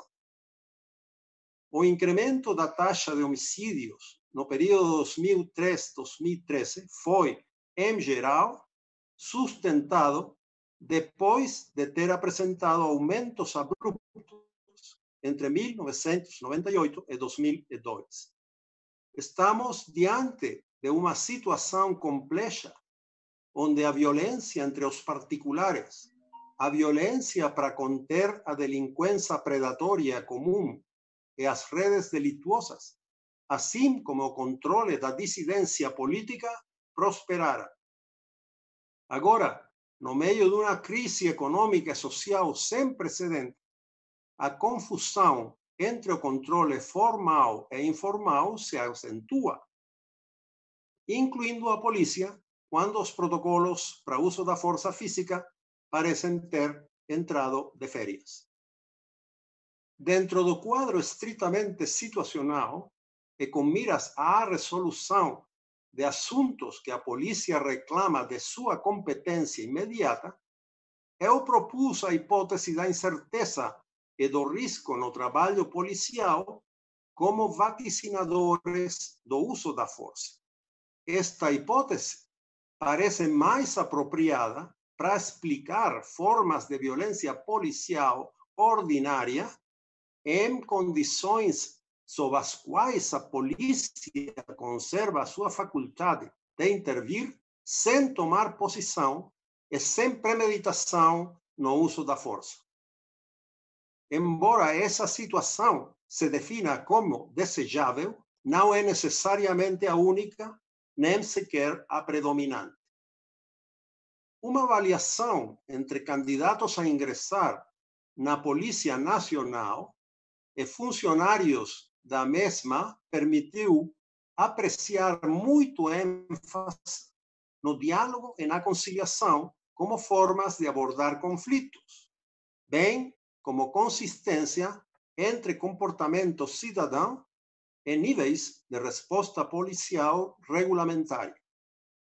Considerando que o período da pesquisa coincidiu com o recrudescimento da letalidade policial, isso sugere que o treinamento e as atitudes não proporcionam garantia de cumprimento ou adequação se não existe um programa de supervisão, seguimento e consequências disciplinares que, embora previsto na normativa policial vigente, não se está aplicando em matéria do uso da força. Existe um espaço onde a distinção entre formalidade e protocolo e a informalidade de excesso se vê embasada e pode chegar a desaparecer, especialmente quando o uso da força comporta uma letalidade recorrente e se afrouxam os parâmetros que definiram a autorização legítima do seu emprego.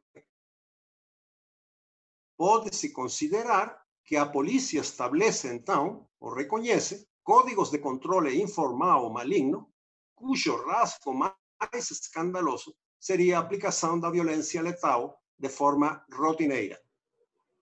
De outra parte, relatos de adolescentes punidos por homicídio mostraram a facilidade com que se decide causar ou tentar causar a morte, sugerindo que a violência mortal não guarda proporção com o dano ou risco ante os quais se responde ou com o proveito material derivado do delito. As manifestações que parecem assumir muitos homicídios na Venezuela atual expressam alguma forma de cotidianidade quando os atores públicos e privados se travam em interações violentas, diversas e recorrentes. Black postulou que o controle social pode adotar uma forma de autoajuda como resposta a um agravo mediante uma agressão unilateral. O fundamental para explicar a recorrência e direção da autoajuda seria a disparidade relativa no recurso ao suporte legal por quem se sente ofendido e por quem é o destinatário da resposta. A vingança seria mais provável em ambientes igualitários entre grupos e pessoas independentes para a sobrevivência e o bem-estar econômico. A disciplina fluiria em forma vertical e hierárquica, sendo empregada mediante diversas formas coativas, como prisão, tortura ou execuções extrajudiciárias.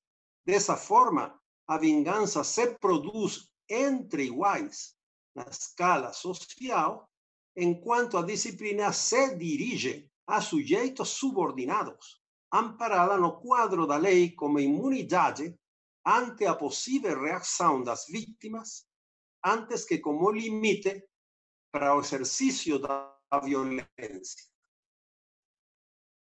Essa disciplina estaria modulada pela avaliação moral dos sujeitos passivos do castigo em função de antecedentes e outros encontros com a polícia.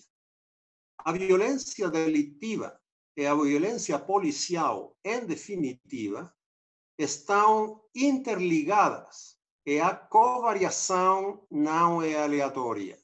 Na Venezuela, nos últimos anos, produziu-se uma leve queda da taxa de homicídio, embora tenha aumentado a proporção das mortes violentas executadas pela polícia. Isso poderia revelar uma tendência de deslocamento entre os atores diretos da violência que, no entanto, operam conforme aos princípios da autoajuda entre vingança e a disciplina. O equilíbrio entre controle legal e ilegal continuaria sendo precário. Do lado informal, o predomínio da violência, sua generalidade e normalização, manifestada na escassa perseguição legal de todas as suas formas, mostra o seu poder desafiante aos princípios de consolidação de um Estado moderno. A Venezuela poderia ter experimentado uma transição a uma situação de desconcentração da violência. O exercício da coação pública não desapareceu, conforme indicam o crescimento numérico da polícia, o incremento do encarceramento e o endurecimento da legislação penal. As formas de coação estatal regularmente convivem, sem pretensão de exclusão, com outras formas de violência paralelas ou complementares do aparelho policial e militar destinado à disciplina da população. Não quero dizer que essa situação seja uma especificidade da Venezuela como país ou sociedade, mas sim uma condição associada a cambios políticos recentes. Considerando a autonomia do exercício da violência com relação à tendência dos governos, sejam civis ou militares, de esquerda ou de direita, a reflexão sobre o modelo de Estado que se desenvolveu e consolidou na América Latina e as nuances que adota entre as distintas regiões e momentos é importante para compreender a difusão da violência, as cotas que se distribuem ou se negociam para seu exercício entre os agentes estatais e os particulares, bem como a discussão das propostas para sua minimização e controle. O chavismo, na medida em que enfatizou a conexão direta entre o líder e o povo, debilitando as instâncias intermediárias, poderia ter contribuído à expansão da violência desconcentrada, fraturando o monopólio institucional da violência. Mesmo se os governantes atuais não tenham as particularidades de Chávez, o modelo que se instaurou com ele sobrevive no perfil comunal e pretoriano da gestão pública.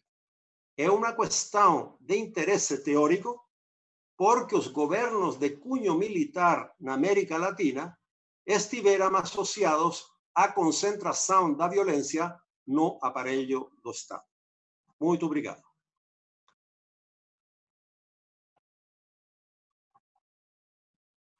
Muito obrigado, professor Gabaldon. Agora, então, passaria a palavra à comentarista, a professora Maria Estela Grossi Porto.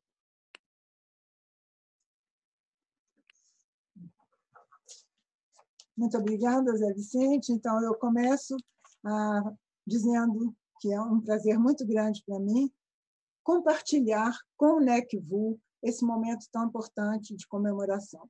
Nesse sentido, as minhas palavras iniciais vão ser de agradecimento ao Michel pelo convite para ser parte dessa festa e também de congratulação a todos e todas por essa data. 20 anos de uma existência exitosa que, ao consolidar o NECVU como um núcleo atuante de pesquisa, acaba por consolidar, da mesma forma, o próprio campo de estudos da violência de conflitos. Saliento o enorme legado que significa a produção acumulada ao longo desses 20 anos e que dessa produção são testemunhas os livros, os relatórios de pesquisa, os artigos, as coletâneas, a revista Dilemas, todos eles fruto de um intenso trabalho coletivo.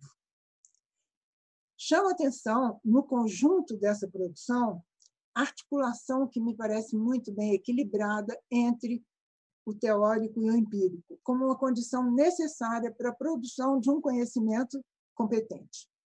O que esse núcleo celebra nesses 20 anos é uma dose bem medida do binômio tradição-contemporaneidade. A tradição trazida pelos pioneiros Michel e o saudoso Machado, e, nesse sentido, vários participantes têm apontado para uma genealogia e uma continuidade conceitual e de temáticas, como mostrou ontem muito bem o Gabriel, mas dizendo ao mesmo tempo que essa continuidade é atenta a uma atualização dos conceitos vis-à-vis as várias mudanças empíricas que ocorrem. Pela ideia de contemporaneidade, eu estou chamando a atenção para o fato de que essa contemporaneidade reafirma, da minha maneira de ver, a vocação da nossa disciplina, que é fincar os pés no chão, sensível aos desafios, questões e dilemas da atualidade, buscando compreendê-la, mas não se deixando por ela tornar-se refém. Sem trocadilhos com o título da mesa, o que esse grupo vem produzindo é uma substantiva acumulação de conhecimento, da qual a noção de acumulação social da violência é apenas um exemplo entre muitos outros. Existe no NECVU, e isso eu acho importante, a construção de um denominador comum teórico-metodológico que informa, que dá organicidade aos trabalhos que são aí produzidos. E, com isso, conforma a identidade do grupo, inspira seus integrantes. Eu diria que, ultrapassando o grupo e alcançando uma abrangência muito maior do que o espaço específico do NECVU, informando inquietações de pesquisadores no Brasil, mas também mundo afora, como a gente viu ontem nas apresentações dos nossos colegas bolivianos, argentinos, e vemos hoje com Gabaldon e Maldonado. Isso também é perceptível em todos esses trabalhos apresentados hoje na mesa. Alexandre e Vitório, eu diria, são prata da casa, herdeiros no melhor sentido, desculpa o meu celular, estou tocando, no melhor sentido da palavra. Vou passar ele aqui. No melhor sentido da palavra, e atestam pelo seu trabalho a ideia de pertencimento.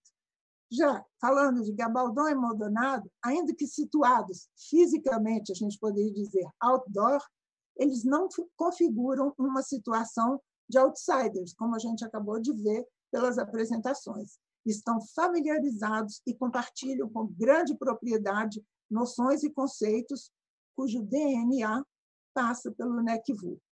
Um DNA que, da maneira como eu vejo, se constrói também de afetividade.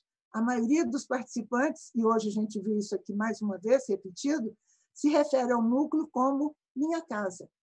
Mais do que um grupo de pesquisa, descobri uma família NECVU, que compartilha conceitos, noções, aparatos cognitivos e muito afeto. Isso é bom demais.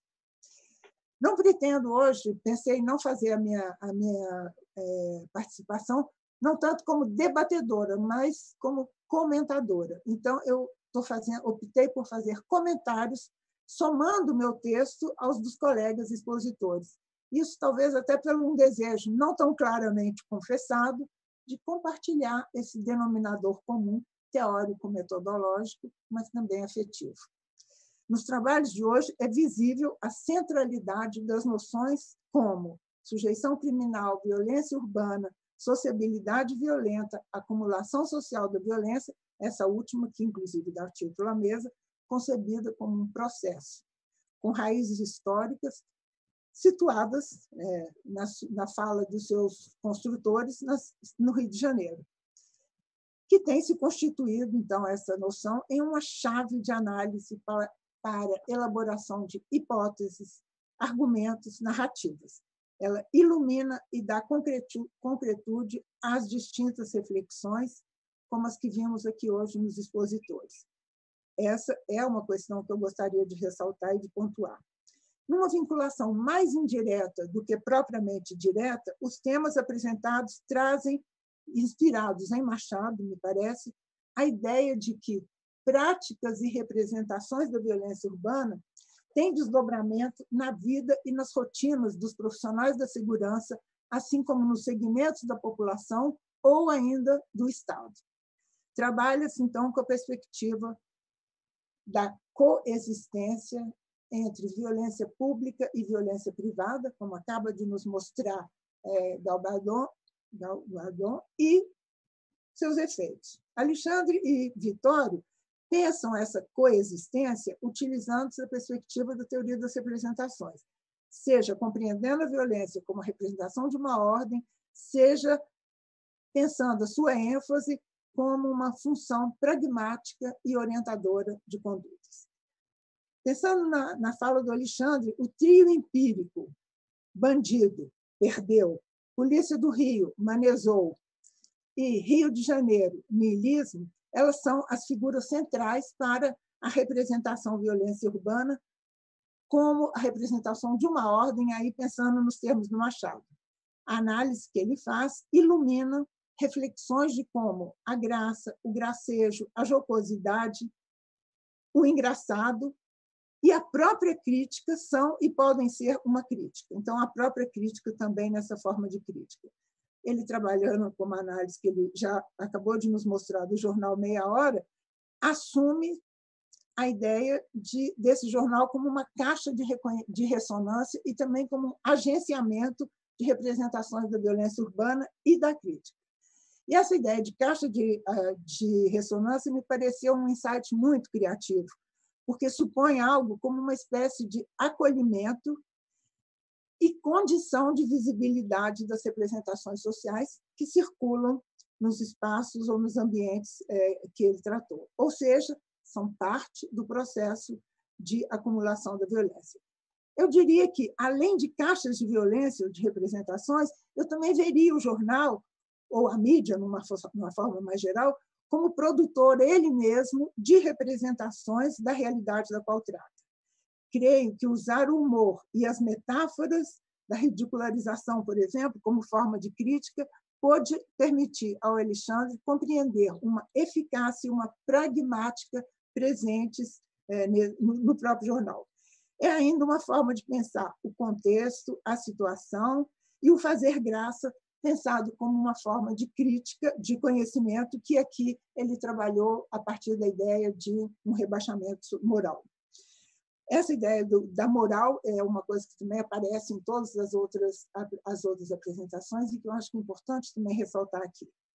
Bom, mas uma ideia puxa a outra, essa preocupação que eu assinalei com a questão do ambiente, contexto, situação, comum às análises dos dois, Alexandre e Vittorio, aproxima-os, na minha avaliação, de uma sociologia compreensiva, para a qual os atores, ou aquitantes, como prefere Alexandre, são compreendidos de forma situada em um contexto próximo, também de alguns dos pressupostos que eu tenho utilizado para trabalhar representações sociais como resultado de experiências que são individuais, mas que são condicionadas pelas inserções sociais de quem as produz. E são, por essa ideia, participantes da constituição desses mesmos fenômenos, ou, usando uma terminologia que é própria ao Machado, são parte constitutivas daquilo que descrevem. Assumem, como quer Michel, um caráter performático, se pretendem descritivas, mas são, de fato, categorias de acusação que assumem caráter moral outra questão, como eu acabei de dizer, importante, discutida nos 4 trabalhos de hoje. Vitória analisou como a acumulação social da violência afeta rotinas e visões de mundo, de agentes direta ou indiretamente envolvidos nas situações, levando-os, no limite, a pensar em mudanças de estilo de vida. Trabalhando com representações sociais de pessoas vitimadas, aí no caso os frequentadores dos ônibus, ou dos policiais, a segunda ideia do doutorado, cuja vivência, no caso dos policiais, de estresse, no caso desses últimos, né, os impede de seguir sua rotina e até mesmo a própria prática da função policial. Em ambos os casos, se produz uma angústia existencial. Penso aqui um pouco em Giddens, cujo efeito, como violência, se traduz também em reformulação de suas visões de mundo e também utilizando-se de categorias como, ainda falando sobre o tema do Vitório, de categorias como desconfiança e evitação e práticas de afastamento. O que o Vitório faz, no fundo, é um percurso analítico que permite que ele compreenda as situações de vitimização e, por elas, a construção social dos suspeitos, no caso dos atores dos ônibus, por eles nomeados como marginais e bandidos, ou seja, a construção desses atores de determinadas figuras como marginais e bandidos. No caso da representação policial, representação dos policiais, é interessante como suas conclusões, as do Vitório, se aproximam das conclusões a que eu mesma cheguei nas minhas pesquisas no DF. Aqui, no DF, os policiais, embora afirmem orgulho pela função policial, naquilo que é o espaço do não dito, deixam entrever que o estresse, o reconhecimento social negativo, tanto da sociedade quanto das próprias corporações policiais, o pouco incentivo salarial e muitas outras dificuldades da carreira, são espaço para uma autovalorização da carreira policial, para uma autodesvalorização da carreira e, portanto, da sua percepção de si mesmo, e daí já concluindo que já não mais essa carreira se apresenta para eles como uma vocação. É interessante perceber no texto ainda do Vitório que essa noção, que considero weberiana, de bagagem de experiência, ou seja, a sensação de que algo pode acontecer com base no que se sabe, é majoritariamente uma representação de policiais. E eles usam essa chamada experiência para decidir quem é o bandido, quem são os homens de bem, ou seja, para a construção social do suspeito. Mas essa noção, como o Vitório mostrou, foi também utilizada pelos cidadãos, pelos civis entrevistados. Aqui no DF, essa bagagem de experiência, como ele a nomeou, produziu uma categoria, que eu não vou poder especificar melhor aqui, a categoria PEBA, e seu atributo, produziu pelos policiais, né, essa categoria PEBA e seu atributo, o kit PEBA, especificando por ele quem são os suspeitos.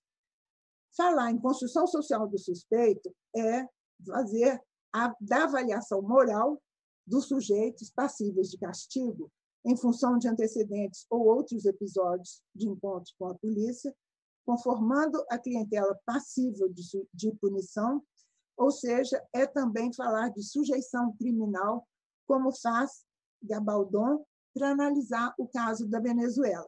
E aqui eu vou fazer antes de voltar ao Gabaldon, eu vou fazer um parênteses para dizer que Maldonado vai me perdoar um pouco, porque eu tive acesso aos outros textos, mas não ao dele. Então, o meu comentário sobre o texto dele vai ser bastante de improviso, mas eu diria que é fundamental que ele pensou isso daí. Eu acho que volta à minha ideia inicial de que da utilização dos conceitos e da forma como a construção que Michel e o grupo inteiro, levando, por exemplo, em conta todo o pioneirismo de Machado, foi sendo, na perspectiva de muitos de nós, e aqui Maldonado chamou a atenção para isso, utensílios, no bom sentido da palavra, para que cada um possa pensar as suas próprias realidades. E, com isso, ele pensou e muito trabalhou essa ideia de uma produção histórica da violência a partir de uma perspectiva que eu chamo de situada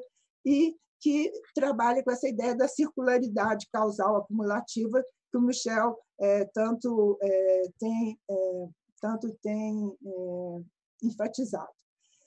Aí, duas ideias que eu acho que ele também trabalha a partir dessas noções de acumulação e de suspeição criminal são as que têm a ver com a questão de uma falta de contrapeso para as violências de diversas naturezas, e o que eu estou chamando, e essa falta de contrapeso, como ele está chamando, que traz inclusive a perversidade do mal, me parece decorrer disso que agora, mais tarde, o Maldonado vai chamar de uma confusão entre o público e o privado, porque o Estado estaria aí trabalhando no reforço dessa perversidade do mal, e também aí, junto com isso, a categoria da desaparição, ela me parece estar muito vinculada ao fato de que não se pode recorrer à justiça, e a justiça privada acaba sendo a forma por excelência de justiça, e, nesse caso, trazendo a ideia da justiça com as próprias mãos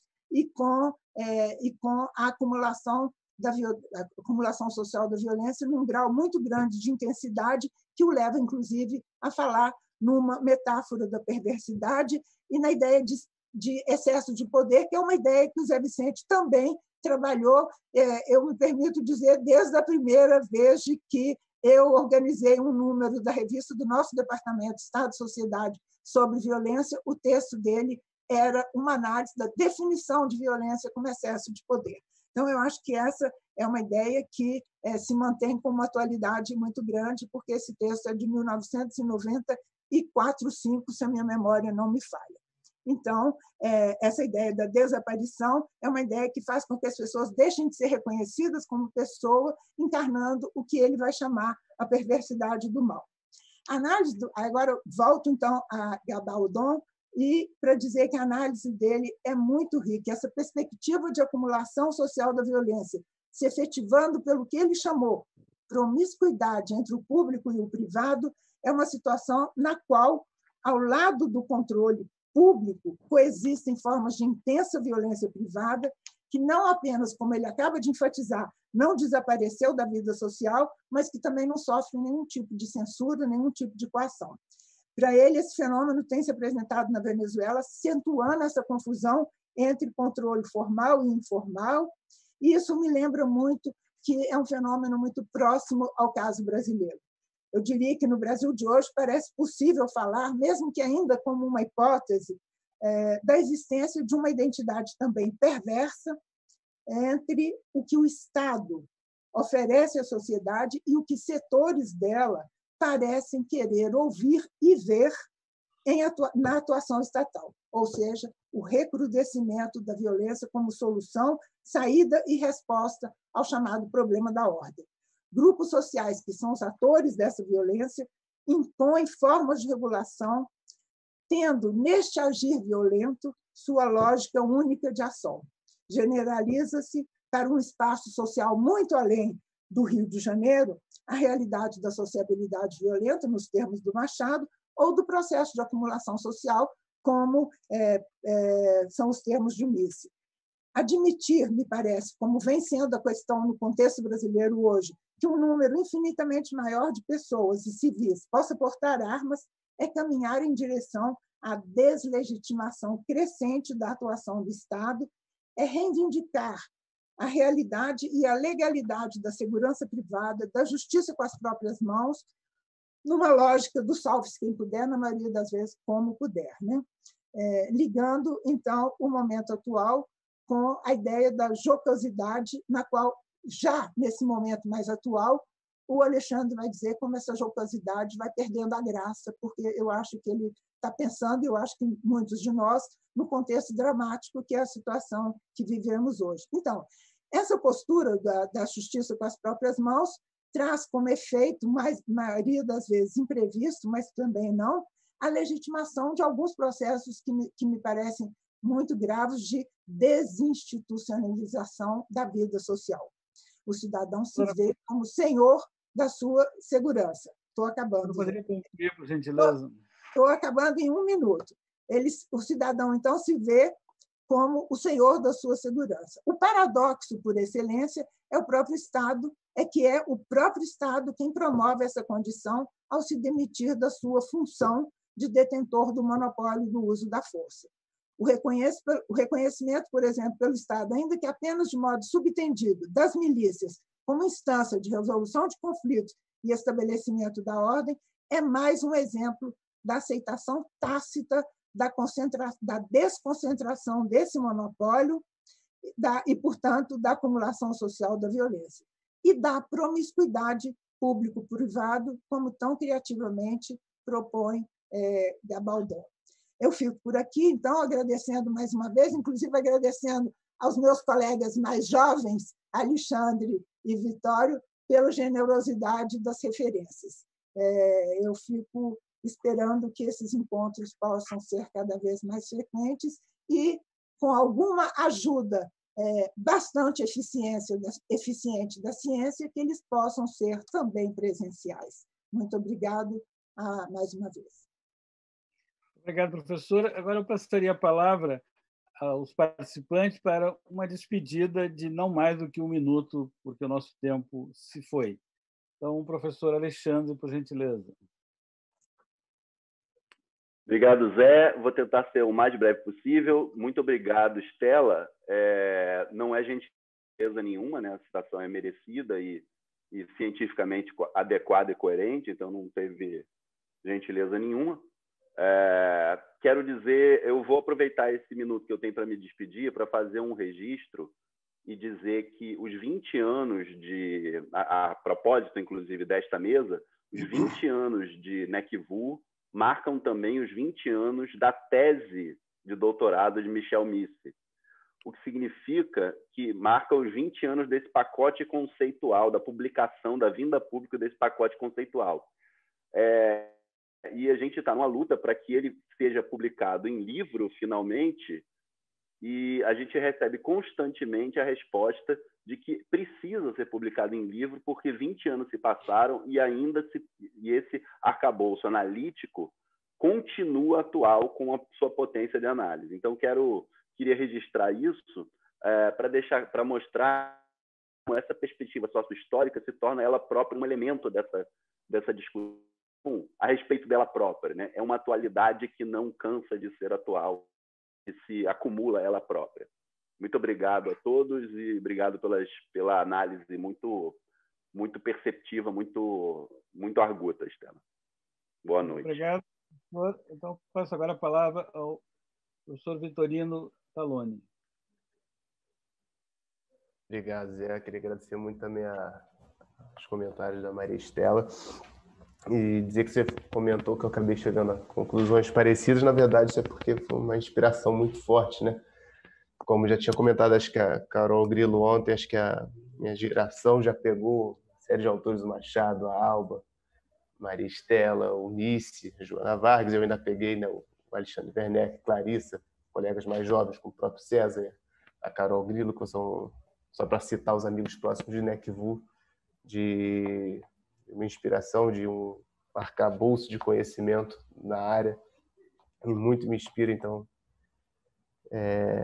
só para deixar isso registrado também. Só para acabar, vou fazer um comentário final, que você falou sobre a angústia existencial, né, na questão do policial, de quem sofre com a violência, justamente isso é uma coisa que ainda me move, ainda para continuar pensando em como que se lida, né, com esses efeitos da violência a esse nível que eu estava falando, pessoal, mental. Justamente no doutorado fui olhar os grupos de apoio também que buscam a ressignificação e a resiliência.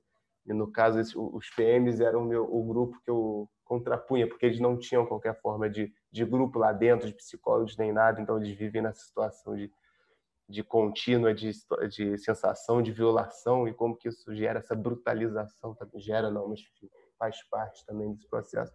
Enfim, vou continuar nessa pegada aí, continuar analisando isso e agradecer de novo pelos comentários, deixar um abraço para todo mundo, inclusive todos os colegas aqui da mesa. Muito obrigado. Passo então a palavra ao professor Salvador Maldonado. Hola, muy breve. Nuevamente agradecer la invitación, agradecer los comentarios de María Estela Grossi y agradecer también a la coordinación de la mesa, a José Vicente Tavares y a mis colegas. Un gran abrazo. Gracias. Profesor Gabaldón, para su palabra. Sí, quería comentar, voy a hablar en español, para mí es más fácil ante una nueva idea. Felicito, por supuesto, a los organizadores del evento, José Vicente, a Estela, por su lectura atenta de los trabajos. Yo solo quería decir que el concepto de acumulación que ha propuesto Michel no es para nada contrapuesto al concepto de desconcentración de la violencia que trato de presentar en mi ponencia, porque bien se puede entender que la violencia se ha acumulado, se ha incrementado socialmente y que es una cuestión de distribución entre diversos actores que en forma oportunista podrían aprovechar, digamos, esa situación. Eso era lo que yo quería dejar como idea, y también la idea de que el gobierno chavista, que es prácticamente un gobierno militarista, hay un civil en el gobierno, pero el control militar es tan grande que prácticamente un gobierno militarista, traer eso como consideración sobre esa idea de que en un gobierno militarizado hay una desconcentración de la violencia, que pareciera una contradicción, porque la experiencia en América Latina muestra que todos los gobiernos militares, sean incluso los de izquierda como Cuba, concentraron la violencia en el aparato del Estado. Entonces, esa era una propuesta también para pensar en esta cuestión, y retomaría esa idea que, así como Foucault dijo que el poder era una cosa que estaba en todas partes, pues la violencia también está experimentando probablemente un fenómeno o una condición parecida a la que veía Foucault, y yo definitivamente creo que la idea de Michel de acumulación social de la violencia es muy productiva y muy interesante. Gracias. Gracias. Professora Maria Estela, 1 minuto. Não, Zé Vicente, eu já ultrapassei a minha permissão de fala, então acho que eu vou ocupar menos de 1 minuto e vou agradecer muitíssimo. Fiquei muito feliz de poder participar dessa mesa, de ler esses trabalhos tão instigantes, e, inclusive, peço desculpas, porque eu tenho certeza que muito do que está aí não pôde ser comentado, porque por falta de tempo, de espaço, e também pelo fato de que algumas dessas reflexões são realmente coisas que vão participar dos meus momentos de instigação futura para trabalhar e retrabalhar, porque foram muito bem apresentados. Agradeço ao NECVU, agradeço a você, Zé, a coordenação da mesa. Espero que a gente se veja mais tarde. Bom, então, muito obrigado a todos e todas pelas suas exposições, obrigado àqueles que nos assistem, nos assistiram, e queria convidá-los para a próxima atividade, que vai ser a segunda conferência intermediária pelo professor Roberto Cândido de Lima, da UF. Muito obrigado a todos. O seminário seguirá às 19 horas. Tchau. Tchau.